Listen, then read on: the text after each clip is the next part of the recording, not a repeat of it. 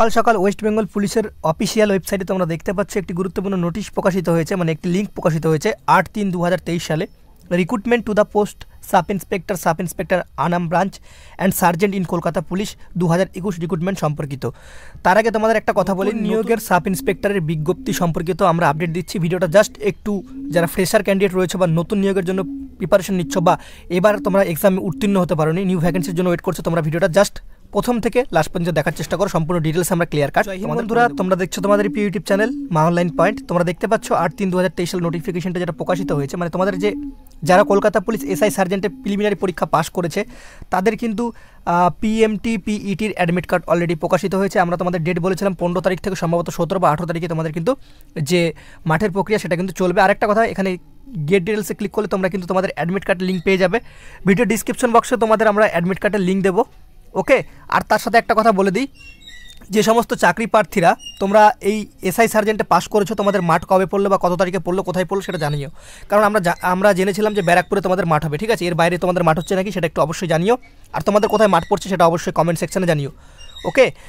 তো দেখো, অনেক ক্যান্ডিডেট রয়েছে যারা এইবার মানে কলকাতা পুলিশ এসআই সার্জেন্টে প্রিলিমিনারি পরীক্ষায় পাস করতে পারেনি। তার কারণ কিন্তু কাট অফ মার্কস অনেকটা হাই গিয়েছে, ঠিক আছে। এটা একটা বড় রিজন।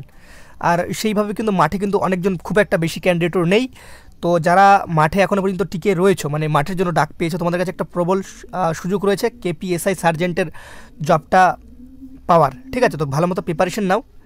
দেন তোমাদের যদি কোনো রকম অসুবিধা হয় তো তোমরা আমাদের মানে আবাসিক কোচিংয়ে আসতে পারো মেন্স পরীক্ষার জন্য, কলকাতা পুলিশ এসআই সার্জেন্টের জন্য। তো তোমাদের কোনো রকম টেনশন করার কোনো দরকার নেই। তোমরা ফার্স্ট তোমরা মাঠটা পিইটি পিএমটিটা কমপ্লিট করো। এবার নতুন নিয়োগের বিজ্ঞপ্তি সম্পর্কে আমরা আপডেট দেবো। তার আগে বলে দিই, এই লিঙ্কটি আমরা ভিডিও ডিসক্রিপশন বক্সে টেলিগ্রাম গ্রুপের লিঙ্ক দিচ্ছি, সেখানে এই লিঙ্কটি পেয়ে যাবে, অ্যাডমিট কার্ড ডাউনলোডের লিঙ্ক। আর নতুন নিয়োগের বিজ্ঞপ্তি বা যে সমস্ত আপডেট আসুক না এখন আমরা টেলিগ্রামে সর্বপ্রথম দিই। টেলিগ্রামে গিয়ে মা অনলাইন পয়েন্ট সার্চ করতে পারো, বা ভিডিওর ডিসক্রিপশন বক্সেও আমাদের কিন্তু লিঙ্ক থাকছে টেলিগ্রামের, সেখানেও কিন্তু ক্লিক করে টেলিগ্রামে প্রবেশ করতে পারো।